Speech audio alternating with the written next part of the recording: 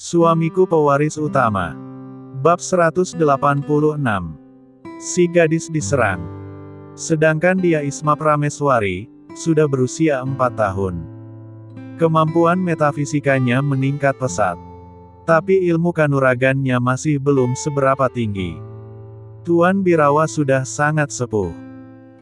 Tapi kondisinya masih prima, itu berkat Dewa Obat dan muridnya, yang selalu mengawasi serta menjaga kondisi tuannya agar tetap sehat. Nun jauh di sana. Seorang remaja berumur 16 tahun, terlihat sedang dikelilingi orang belasan laki-laki berbadan kekar, memegang senjata berupa gada, dan sebagiannya memegang pedang. Saat itu mereka sedang menjadi latih tanding, atau samsak buat anak remaja tersebut. Istananya yang berada di wilayah Nevada, yang sebagian besarnya terdiri dari gurun, saat ini cuacanya sangat panas sekali. Kebetulan sedang musim semi di wilayah itu. Di tempat itulah remaja tersebut sekarang sedang berada. Anak remaja tersebut adalah malaikat kecil pencabut nyawa, atau yang pernah dipanggil oleh Dragon dengan sebutan setan kecil alias Ranggaspati. Sekarang anak tersebut sudah tumbuh remaja, dan sudah masuk sekolah menengah atas tingkat 1. Di sekolahnya dia menjadi raja, yang harus dilayani oleh semua orang, termasuk oleh guru-gurunya. Hanya satu orang yang dia takuti, yaitu seorang gadis cantik berusia 24 atau 25 tahun, yaitu guru di sekolahnya sendiri. Gadis tersebut bernama Jennifer, seorang guru olahraga yang masih gadis. Berdarah Asia. Tapi kemampuan metafisikanya tergolong luar biasa. Pernah suatu ketika, Ranggaspati sedang menyiksa seorang siswa di sekolah tersebut, karena tidak mau membantunya mengisi disebabkan dia juga belum mengerjakannya. Saat kejadian tersebut, kebetulan Jennifer sedang lewat, dan langsung menghajar tubuh Ranggaspati dan orang-orangnya, dengan kekuatan metafisikanya. Tentu saja kejadian itu membuat Ranggaspati marah, dan berniat memberi pelajaran pada Jennifer itu. Tapi sayangnya kekuatannya belum cukup. Dia sendiri yang dibuat babak belur oleh Jennifer, dan dilemparkan ke tempat sampah. Disertai dengan ancaman keras. Sejak saat itu, Jennifer lah yang paling ditakuti oleh Ranggaspati. Tapi dalam hatinya penuh dengan dendam. Sepulang dari sekolah, dia marah-marah, dan menyuruh anak buahnya untuk berlatih bersamanya. Maka saat itulah pemandangan tersebut terlihat. "Serang aku dengan kekuatan penuh. Maju sekalian!" teriaknya memberi perintah. "Hiya!" teriak belasan anak buahnya keras-keras, dan tanpa ragu-ragu lagi, untuk membangkitkan semangat mereka. Tapi, bak, bak, bam, blam. Belasan laki-laki kekar itu terpelanting ke sana kemari. Tubuh mereka terkena hantaman kekuatan tak kasat mata, hingga membuat mereka kesakitan. Senjata yang mereka pegang, tidak bisa menolong sama sekali, dan tidak berguna juga. Jangankan digunakan sempat diayunkan saja tidak. Dasar lemah. Reaksi Ranggaspati marah dan kecewa. Lalu meninggalkan arena latihan sambil bersungut-sungut tidak senang. "Ada apa dengan anakmu itu, Leo? Sepulang sekolah bukannya makan, malah langsung latihan keras seperti itu?" tanya Tejamaya keheranan. "Aku juga tidak tahu ya. Memang kebiasaannya tak berubah. Selalu marah-marah tidak jelas. Salah sedikit saja. Apes orang dibuatnya." Jawab Leopard apa adanya. "Panggil pengawalnya kemari." Respon Tejamaya datar. "Baik ayah," jawab Leopard patuh. Kemudian melambaikan tangannya ke arah lawan latih Ranggaspati tadi. Tak lama kemudian, 4 di antara mereka pun datang, dan langsung ditanya tentang masalah itu. "Kami juga tidak tahu Tuan Besar. Begitu kami mau berangkat tugas, Tuan Muda menyuruh kami untuk berbalik arah, dan jadinya seperti ini." Jawab salah seorang di antara mereka, sambil meringis menahan sakit. Ternyata begitu.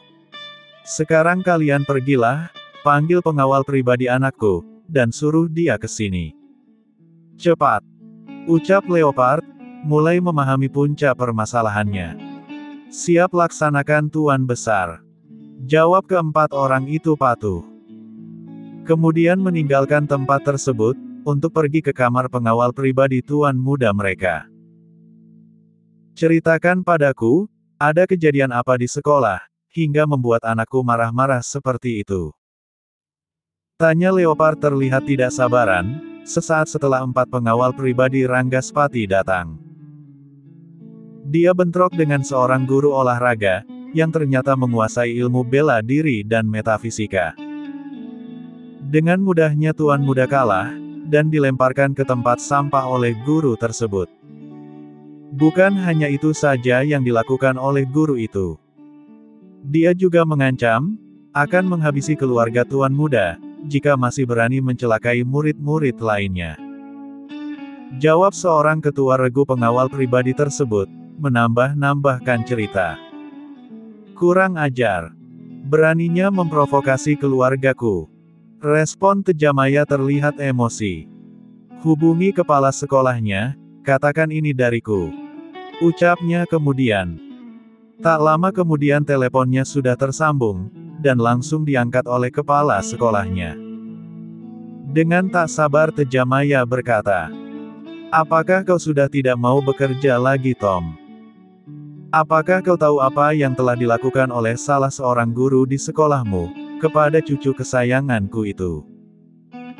Ucap Tejamaya marah, sesaat setelah teleponnya tersambung langsung kepada kepala sekolah tersebut.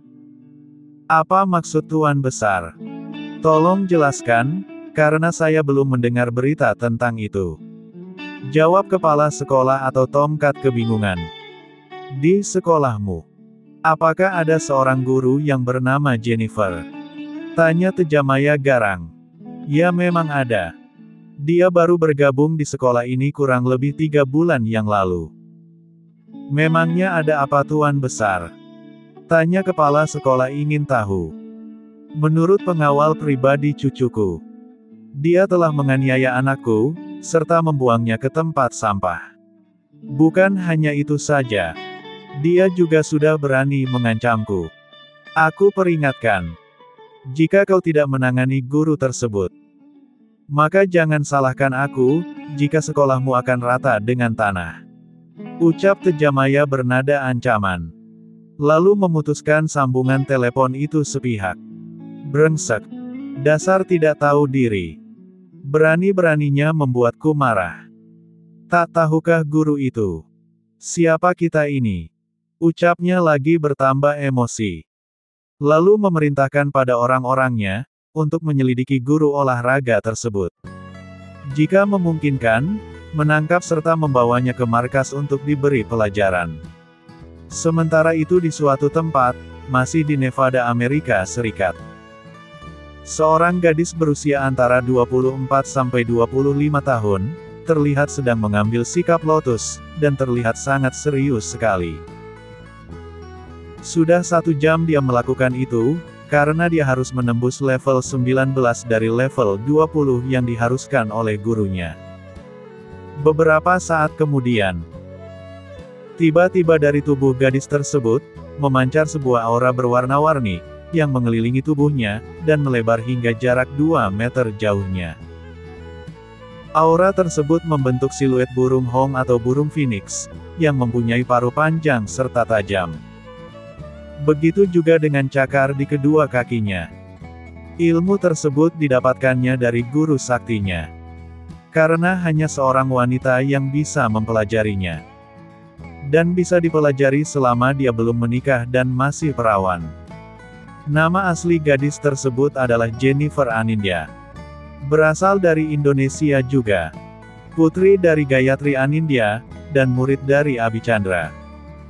Sedangkan ibunya adalah saudara seperguruan dari Adiwilaga, juga yang lainnya termasuk Abicandra. Dia berjuluk Dewi Pengetahuan, istri dari Danu Wijaya, pengusaha sukses asal ibu kota. Gayatri Anindya lebih memilih berkeluarga, serta berkarir bersama dengan suaminya. Sedangkan putrinya dititipkan pada kakak seperguruannya, yaitu Abhichandra. Karena anaknya lebih tertarik dengan hal gaib. Maka pas kalau Jennifer, yang juga menguasai ilmu metafisika itu. Maka resmilah Jennifer menjadi murid Abhichandra. Selama kurang lebih 9 tahun, Jennifer digembleng oleh gurunya, dan setelah mencapai level 12, baru diperbolehkan untuk keluar kandang. Maka dia memutuskan untuk melanjutkan studinya ke luar negeri, dan dipilihlah Amerika sebagai tempatnya. Setelah lulus, dia memilih bergabung dengan sebuah sekolah swasta, yang mutu pendidikannya bertaraf internasional. Banyak anak orang kaya atau berpengaruh belajar di sana. Rata-rata mereka adalah anak yang malas belajar, atau malas mengerjakan tugas dari gurunya. Tapi karena kekayaannya, menjadikan semua tugas berat itu mudah bagi mereka. Termasuklah yang belajar di situ adalah Ranggaspati, anak ketua mafia terbesar di Nevada, yang saingan terberatnya ada di New York, California dan Texas. Selain dia, masih ada seorang putra penguasa sekaligus pengusaha, yang turut belajar di sekolah itu. Dua pandai dan rajin belajar, serta tidak mau menonjolkan kekayaan orang tuanya. Anak itulah yang saat itu sedang dipukuli oleh Ranggaspati, dan ditolong oleh Jennifer dengan memanfaatkan ilmunya. Akhirnya Ranggaspati kalah, dan harus mengakui kekalahannya. Jennifer sudah menguasai level 18, dan sekarang ini sedang mencoba menembus level 19. Sedangkan Ranggaspati masih berada di level 10, dan tidak akan bisa meningkat lagi. Walau buku yang mereka pelajari berbeda, tapi prinsip penerapannya sama. Maka sepulang mengajar itulah, Jennifer langsung mencoba menembus level setingkat lebih tinggi dari level semula. Dan sepertinya usahanya berhasil. Berkat usahanya yang tidak kenal menyerah. Siluet burung hong yang muncul di belakang punggungnya. Semakin lama semakin besar, dan menunjukkan dominasinya. Lalu tiba-tiba, bom, bom, bom. Jennifer berhasil menembus level 19, dan langsung ke level puncak metafisika dalam level tersebut.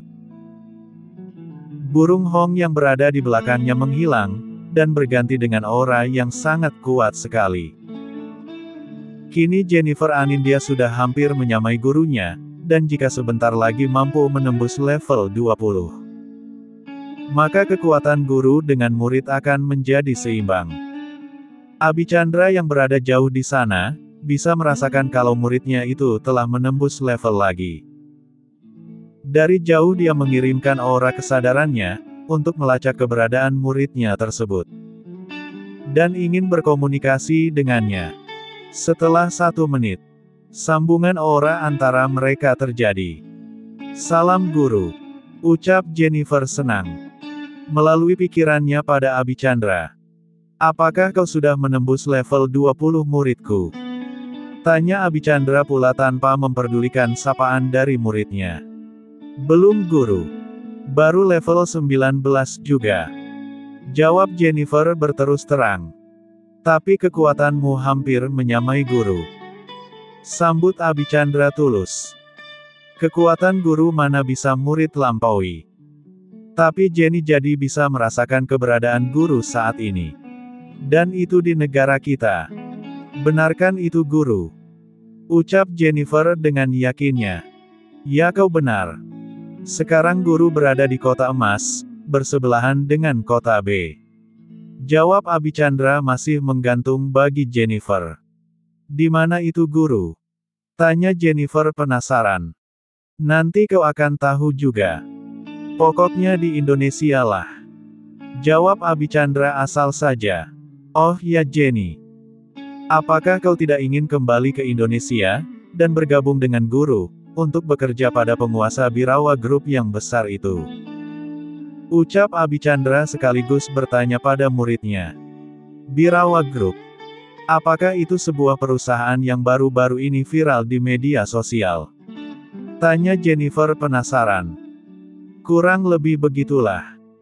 Jawab Abicandra asal menjawab saja.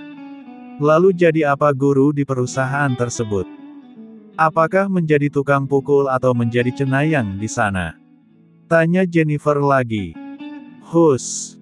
Posisi guru jauh lebih tinggi dari itu. Begitu juga dengan paman gurumu yang lain. Jawab Abicandra merasa bangga. Apa? Jadi saudara seperguruan guru, sekarang telah bergabung dengan perusahaan besar itu? Tanya Jennifer kaget. Ya, kecuali ibumu. Sedangkan senior Gentala sekarang telah menjadi guru sepuh, di sebuah perguruan besar bela diri di tanah Jawa ini. Kalau kau tertarik, kau boleh bergabung dengan uwa gurumu itu. Jawab Abicandra mencoba membujuk muridnya tersebut. Apakah perguruan itu hebat guru, dan pengajarnya cukup kompeten? Ya iyalah. Kemampuanmu itu, mungkin baru setingkat murid saja di sana. Jadi jangan merasa sudah sangat kuat sekarang. Ucap Abicandra sekedar mengingatkan. Jenny akan pikir-pikir dulu guru. Karena di negara ini Jenny bisa belajar banyak. Lagi pula, dor, perang, bruk, gawat ada serangan. Pekik Jennifer tertahan, hingga membuat Abicandra terkejut. Ada apa Jenny?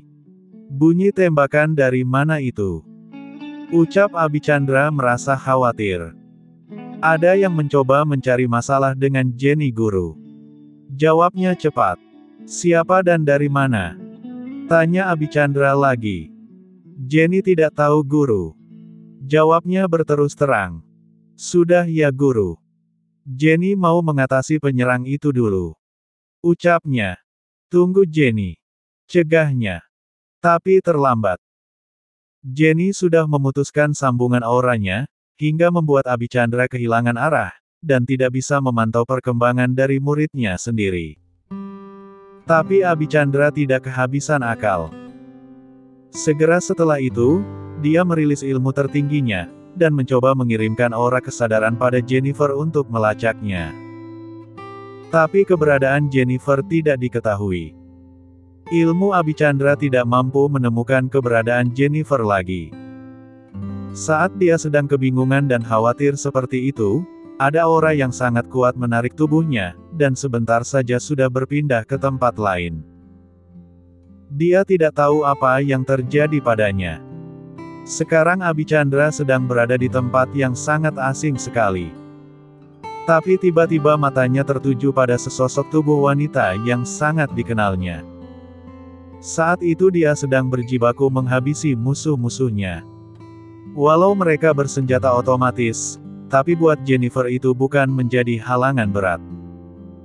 Dengan mudahnya mereka dibuat tidak berdaya. Namun ada satu musuh yang sangat liat sekali. Kemampuan metafisika termasuk tinggi. Semua serangan Jennifer mampu dihalaunya. Bahkan ketika dia mengerahkan ilmunya ke level 19. Orang tersebut belum mampu juga dikalahkan. Abicandra yang melihat itu mencoba membantu muridnya, dengan mengirimkan aura kekuatannya ke arah Jennifer, dan ternyata berhasil. Guru. Pekik Jennifer terkejut sekaligus senang. Bagaimana guru bisa ada di sini? Ucapnya lagi. Urus dulu lawanmu itu. Setelah beres baru kita berbincang. Jawab Abicandra tegas. Baik guru. Ucap Jennifer patuh. Kemudian merilis kemampuan tertingginya. Untuk menghancurkan lawan kuatnya itu. Tapi dicegah oleh gurunya. Tahan Jenny. Jika kau kerahkan kekuatan puncakmu, tempat ini akan hancur. Bagaimana kau bisa menggantinya? Ujarnya. Tapi guru. Orang itu terlalu kuat, dan sulit untuk dikalahkan. Sambung Jenny protes. Serahkan saja pada guru. Jawab Abicandra enteng. Kemudian memompa semangatnya dan dibentuk menjadi sebuah kekuatan maha dahsyat untuk dilemparkan pada musuh muridnya itu. Tunggu. Katakan siapa kau? Kenapa auramu seperti aku kenal? Ucap penyerang misterius itu penasaran. Terima ini. Jawab Abicandra cuek. Dan melemparkan kekuatannya ke arah musuhnya, tanpa memperdulikan pertanyaan dari orang tersebut. Gawat. Aku harus lari. Batinnya dalam hati. Kemudian menghilang dari pandangan mereka. Bom. Halaman rumah yang penuh dengan bunga dan pohon-pohon kecil, yang ditempati oleh Jennifer menjadi rata dengan tanah, akibat kekuatan besar yang dikeluarkan oleh Abicandra. Dan membuat orang-orang yang juga tinggal di tempat itu menjadi ketakutan. Guru. Bagaimana Jenny bisa mengganti kerusakan ini? Ucapnya protes. Huff. Guru terlalu bersemangat. Jadi lupa aturan yang guru buat sendiri tadi. Jawab Abicandra enteng saja. Siapa mereka? Kenapa mereka menyerangmu? Tanya Abicandra penasaran. Jenny juga tidak tahu guru. Tiba-tiba saja mereka menyerangku. Jawabnya berterus terang. Tapi bagaimana guru bisa tiba-tiba bisa ada di sini, dan menemukan lokasi Jenny? Tanya Jennifer benar-benar penasaran. Ini pasti perbuatan tuan muda. Kalau bukan dia siapa lagi? Ucap Abicandra sedikit kuat dan bersemangat sekali. Tuan muda. Siapa dia? Tanya Jennifer penasaran. Putra dari penguasa Birawa Group, kakak dari Nona muda. Jawab Abicandra semangat. Pewaris tahta. Ya begitulah kira-kira. Jawab gurunya cuek. Apakah ilmunya sehebat itu? Berapa usianya guru? Apakah dia sudah dewasa? Tanya Jennifer penuh harap. Hus. Umurnya baru 15 tahun. Ngaco kamu. Jawab gurunya merasa geli. Sayang sekali. Gumam Jennifer lirih pada sendiri. Apakah kau berharap agar tuan muda jatuh cinta padamu? Tanya gurunya lagi. Kalau memang iya kenapa? Jawab Jennifer pura-pura merajuk. Tapi sayangnya usiamu sudah terlalu tinggi. Kalau kau mau mencari jodoh, di Birawa Group lah tempatnya. Jawab Abicandra apa adanya. Memang di sana itu ada juga perusahaan biro jodoh ya guru. Hus. Ngaco kamu. Tuan besar dan keluarganya, mempunyai belasan ribu pengawal, termasuk gurumu ini. Kebetulan ada 1000-an lebih yang belum menikah. Jadi nanti kau bisa tebar pesona di sana. Jawab Abicandra bergurau. Tak maulah guru. Jenny masih mau memperdalam ilmu yang guru berikan dulu. Sekarang Jenny sedang fokus mengajar, juga sedang giat menembus level puncak Phoenix Pelangi itu guru. Kalau Jenny kembali, mungkin di sana akan kekurangan energi alam. Dan itu bisa menghambat usaha Jenny untuk menembus level. Jawabnya asal ngarang saja. Jangan asal bicara kamu. Justru di tempat itu energi alamnya sangat melimpah. Tuan muda yang sakti itu, telah menarik seluruh energi alam yang tidak digunakan, dan ditempatkan dekat dengan perguruannya. Respon Abicandra kurang senang. Sehebat itukah dia guru? Apakah dia bisa mengalahkan Jenny? Tanya Jennifer ingin tahu. Jangankan kamu. Guru saja tidak mampu mengalahkannya. Seluruh orang yang pernah berurusan dengannya, berhasil dihancurkan. Tidak ada di antara para pengawal yang berani melawannya. Orang terkuat saja, yaitu Tohpati. Ketua utama mafia di negara ini dibuat mati olehnya. Bahkan murid-muridnya, semua telah dibuat tunduk oleh Tuan Muda, termasuk Ranggaspati. Jawab Abicandra akan adanya. Tunggu dulu. Apakah guru mengenal muridku? Tanya Jennifer penasaran. Muridmu? Apakah dia belajar di sekolahmu? Respon Abicandra terkejut. Benar guru. Dia anak ketua mafia terbesar di Nevada ini. Ayah dan kakeknya adalah pemilik 8 kasino dan belasan hotel, serta usaha besar lainnya. Dia pernah Jenny kalahkan, karena ketahuan sedang menyiksa murid yang lainnya kemarin. Ucap Jennifer bersemangat. Pantas saja. Dan ini masuk akal. Ketahuilah olehmu Jenny. Muridmu yang bernama Ranggaspati itu, telah dikalahkan oleh Tuan Muda Dragon. Ilmunya telah dikunci, serta tidak akan bisa lagi berkembang. Kecuali kalau ada kekuatan lain, yang mampu mematahkan formasi yang dipasang di tubuhnya. Ujar Abicandra menjelaskan. Tunggu dulu. Jangan-jangan yang menyerangmu tadi adalah orang-orangnya. Ucapnya lagi. Cukup masuk akal guru. Mungkin dia mau balas dendam pada Jenny. Jawab Jennifer mantap. Lalu apa yang akan kamu lakukan nanti? Tanya Abicandra ingin tahu. Guru tenang saja. Jenny akan menghukumnya. Jawab Jennifer tanpa ragu-ragu. Permisi Nona. Ucap seorang security perumahan pada Jenny. Sambil memperhatikan halaman rumah yang porak-poranda itu. Padahal dia tahu apa yang telah terjadi. Ya. Ada apa penjaga? Jawab Jennifer tegas. Ada yang ingin bertemu dengan Nona di sana. Jawabnya cepat. Masih juga mengamati pot-pot bunga dan pohon-pohon kecil yang hancur dan tercabut tersebut. Siapa? Tanya Jennifer merasa heran. Mereka mengatakan datang dari sekolah tempat Nona Jenny mengajar. Jawabnya berterus terang. Malam-malam begini. Tanya Jennifer lagi. Saya tidak tahu Nona. Mereka bilang ada urusan yang sangat mendesak, yang harus disampaikan pada Nona malam ini. Jawab penjaga itu apa adanya. Baiklah penjaga, terima kasih. Sambut Jennifer cukup sopan. Sama-sama Nona. Jawabnya singkat. Lalu bergegas kembali ke pos penjagaan perumahan tersebut. Sambil membatin dalam hati. Hebat juga perempuan itu. 12 orang yang dikirim oleh Tuan Besar, tidak mampu mengalahkannya. Batinnya dalam hati. Lalu bergegas kembali ke pos penjagaan dengan hati tidak senang. Guru. Ucap Jennifer meminta pendapat, sesaat setelah penjaga itu pergi. Pergilah. Guru akan menemanimu. Jawab Abicandra tegas. Baik guru. Reaksi Jennifer cepat. Kemudian berjalan menuju pos penjagaan, yang berjarak sekitar 129 meter saja. Tak lama kemudian, mereka pun sudah sampai di pos tersebut. Dan langsung mengenali siapa orang yang ingin menemuinya.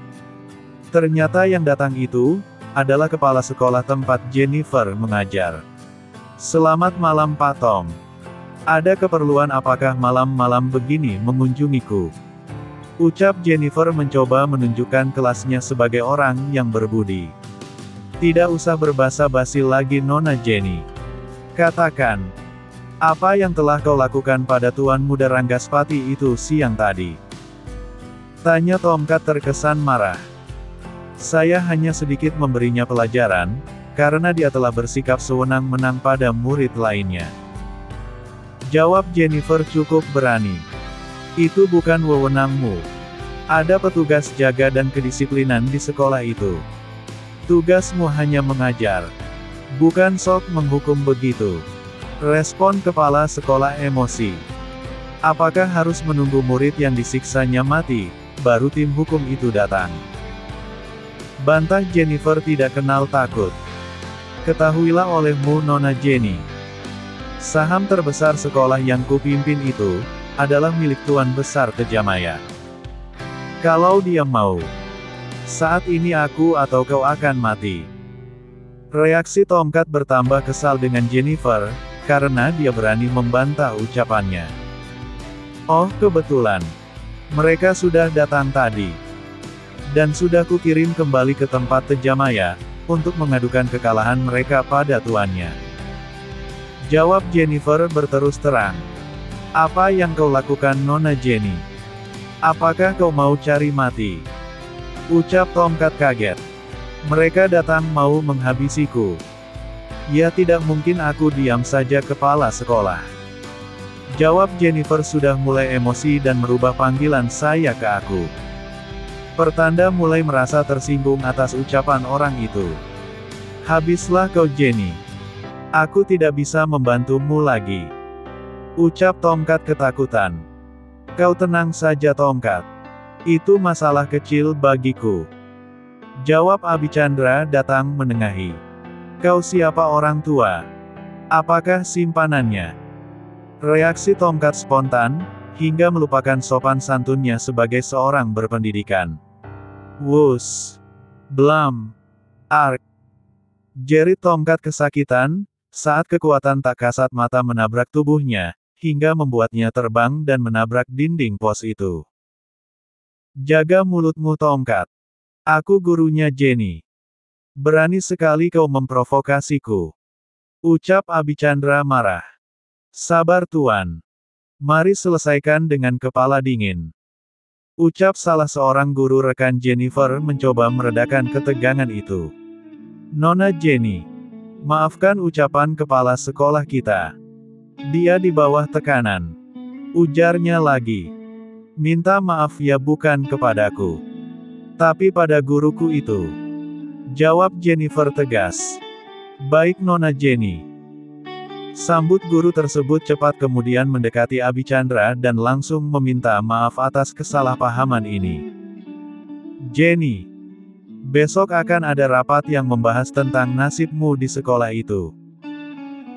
Kemungkinan besar kau akan dipecat, atau dikeluarkan dari sekolah tersebut. Dan hakmu sebagai tenaga pengajar akan dicabut. Ucap Tomcat setelah mampu menguasai diri itu, sambil meringis menahan sakit. Tidak perlu repot-repot Tomcat. Malam ini juga aku menyatakan berhenti, dan keluar dari sekolah brengsek itu. Ucap Jennifer tegas, dan tanpa ragu-ragu lagi. Apakah kau sudah yakin dengan keputusanmu Nona Jenny? Tanya seorang guru padanya. Ya, sangat yakin sekali. Di negaraku, masih banyak tempat yang bersedia menampungku. Lagi pula aku bisa kembali pada keluargaku, dan mengelola 22 perusahaan yang dipercayakan padaku itu. Keluargaku bukan orang miskin. Ayahku mempunyai 44 perusahaan, dan sebagiannya sudah diserahkan pada kakakku. Sedang aku lebih memilih untuk mengabdikan diri pada sekolah hancur seperti itu. Dan tidak mau diserahi bagianku. Kenapa Nona Jenny? Masih berani bertanya kenapa? Itu karena ini. Bam. Wus. Wus. Tubuh Jennifer tiba-tiba saja bersinar, dan mengeluarkan aura berwarna-warni.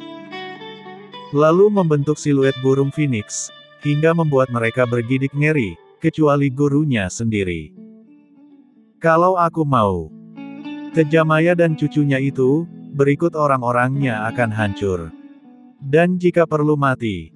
Tapi karena aku menghormati hukum di negara kalian, maka aku hanya sekedar memberi peringatan saja pada cucunya tersebut. Tapi karena sudah begini, apa boleh buat? Dan, boom, tubuh Jennifer memancarkan cahaya terang. Sepertinya dia berhasil menembus lagi. Siluet burung Hong yang tadi masih berada di belakang tubuh Jennifer. Tiba-tiba saja terbang ke angkasa dan bersuara sangat berisik sekali. Bersambung.